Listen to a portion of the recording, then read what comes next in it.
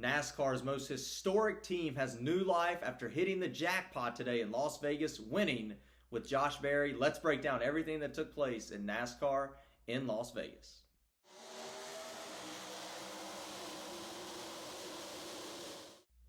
Hello everybody, welcome to Dirty Air. I'm your host Alex Lambert, and let's break down a historic day in Las Vegas for NASCAR. Josh Berry gets his first career win, but the 101st win for the team he drove for, the 21 car of the Wood Brothers, one of NASCAR's most historic, successful teams ever. We'll break all that down. We'll talk a little bit about the points. We'll talk about the top 10. We'll talk about all the issues we saw today from top drivers on pit road, on the racetrack, a lot of tire issues today, concerns. Let's break down everything that just took place out in the West, out in the desert of Nevada in NASCAR in Las Vegas. Let's break it all down. We have to start out with the main story, and that's Josh Berry.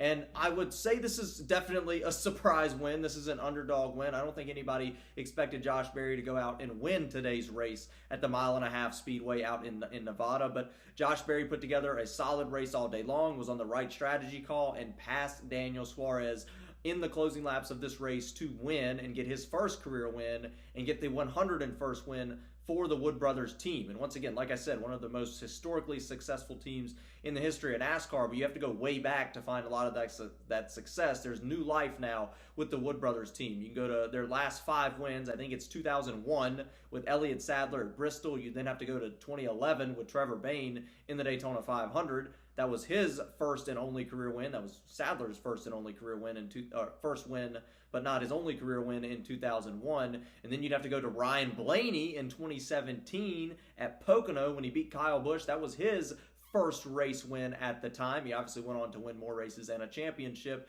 And then, of course, you'd have to go to last year in Daytona for the summer race. Harrison Burton wins in 2024 Daytona, his first and so far only career win. He's not racing in the Cup Series currently. And then Josh Berry today gets his first career win in 2025 in Las Vegas. So certainly the last 5 drivers to race for the Wood Brothers, all their first career win. But Josh Berry certainly has the potential to do more. This was certainly a lot of speed we saw today from the Wood Brothers. A very impressive statement. Once again, there has been an alliance with Team Penske and the Wood Brothers for quite some time. I think that alliance was bumped up a little bit going into the 2024 season where they did get a win at Daytona. But it really ramped up going into this year with Josh Berry. And I talked about Josh Berry too. We can talk about the Wood Brothers all we want. They have a little bit of speed, right? Finished top 5 last week in Phoenix. Ran up front at Atlanta.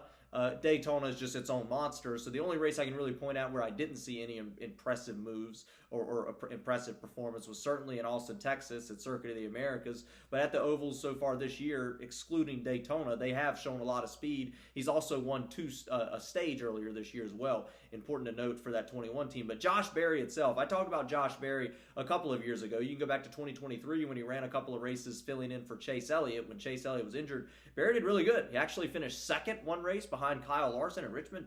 Potentially could have won that race if things would have went his way in that number 9 car that year in 2023 at Richmond. And I think that's when everybody started to look at Josh Berry and say, oh, maybe this guy has a lot of talent. Maybe he can be successful. Dale Jr., I think I saw where somebody retweeted a tweet from this earlier, but Dale Jr. said multiple times that Josh Berry is a championship caliber driver that just hasn't had the opportunity yet. And once again, last Berry, when Josh Berry was a rookie, he's certainly on the older side of rookies, but finally got his chance. But was driving for an SHR team that was just about to literally shut down that following year. So you can't really go off of that year. So I'm impressed with what he did at Hendrick Motorsports a couple of years ago in just a couple of races. You know, his first few races in a next-gen car, ran very well, ran up front, finished second in one race, and came out today in only his 5th race with the Wood Brothers, got a win. This could be a team that we could see make a deep playoff run. You know, this could be a team that we see go farther than we previously have. This could be a new Wood Brothers team, a rebirth of a team that has historically been very good in NASCAR. They could certainly get a few more wins this season. Josh Berry, I talked about him a few years ago. Can he be the guy to step up and get these race wins and motivate a team and help a team excel? Well, today was the first step in doing that at Las Vegas at a 1.5 mile racetrack.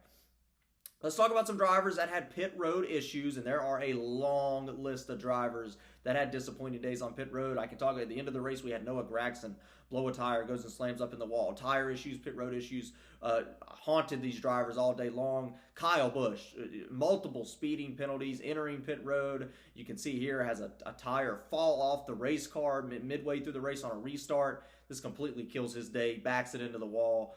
He gets a little bit of damage here. He goes 30-something laps down, completely ruins Kyle Busch's day. Very frustrating situation there for the driver of the 8, who showed a lot of speed, needed a good points day, and doesn't get it today because of tire issues and pit road issues, which we've seen a lot from him, but we saw it a lot from everybody. Christopher Bell going for 4 in a row. That would certainly be a massive milestone. Today was not his day at all. Once again, pit road concerns, pit road issues all day for the driver of the number 20, Christopher Bell. Had a lot of speed. Looked like he could have run top 10, certainly run top 5. Shoot, he got up front, could have went for the win, but we'll never get to see it because he was always sitting on pit road with issues. Certainly unfortunate for him. Denny Hamlin got caught speeding on pit road, and when you get pit road speeding penalties midway through a race like that, it just causes so much trouble, and it just takes so much control out of your hands, and that's why you saw issues with a lot of those drivers and where they finished because of those pit road issues. Certainly frustrating.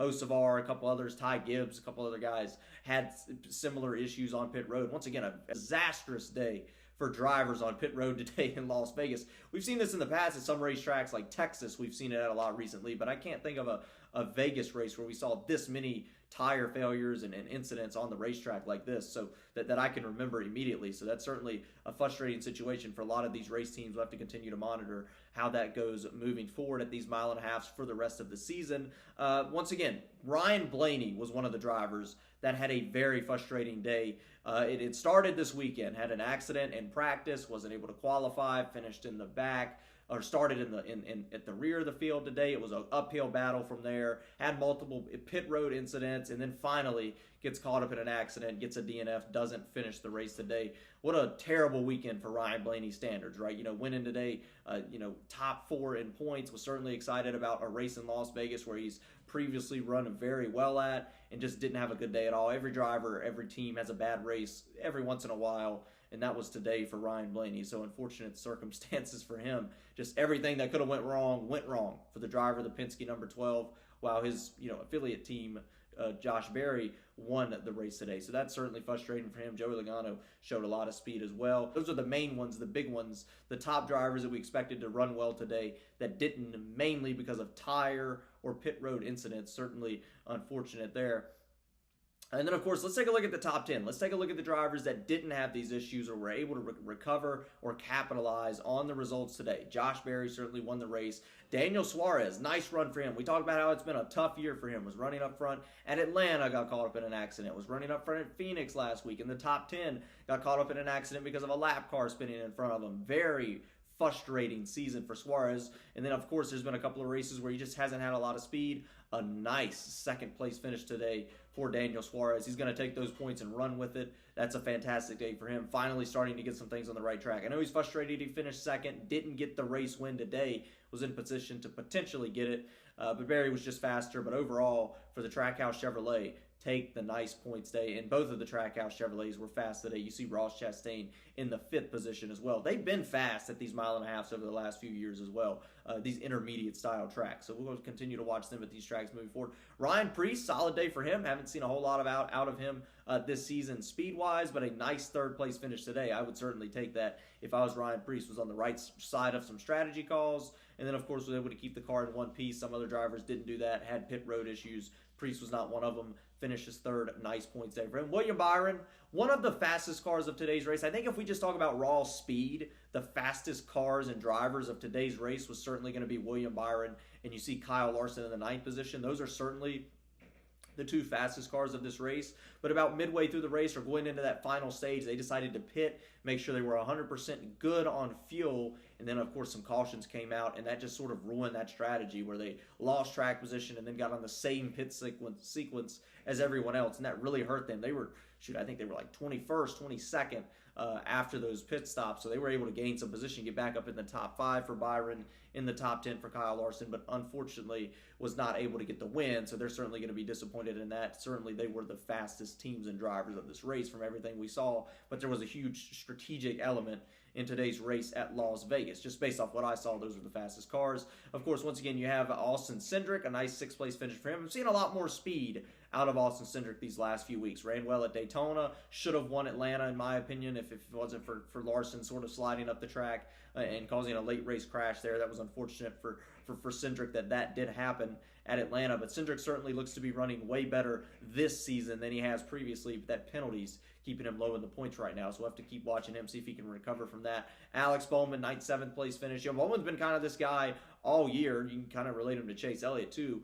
So far, just runs up front, doesn't really do anything flashy. This has kind of been a story of his career for the last few seasons. Doesn't do anything flashy, runs up front, gets good results. Doesn't win a whole lot of races. Only 2 wins in the last, since 2022. He's won at Las Vegas, by the way. But certainly nothing flashy from Bowman, but another solid top 10 day. AJ Allmendinger, nice top 10 on an oval. Certainly a good run for him in the 16 Chevrolet. A nice 8th place finish. Talked about Kyle Larson a little bit, really fast today, but just wasn't able to capitalize on the win. Obviously, got caught on the wrong side of some strategy situations. The cautions just didn't fly exactly how they wanted it to. But overall, a solid top 10 day. But Larson's one of those guys I feel like could have won a lot of races this year already. You go to Atlanta. You go to last week in Phoenix, was up front. You go to today, he was certainly really fast. So a lot of speed, just hasn't got the win yet. I'm sure with the speed, I think Boyer was saying in the pre-race show, that's the hardest part to figure out. Then you have to start capitalizing on the other small stuff.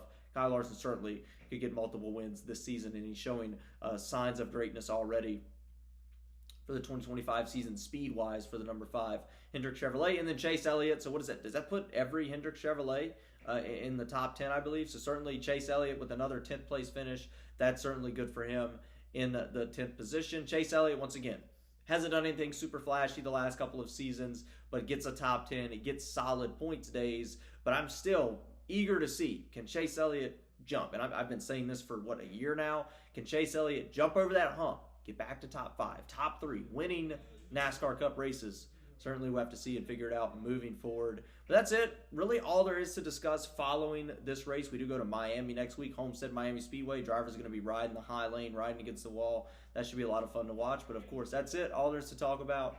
And, of course, let's get rowdy.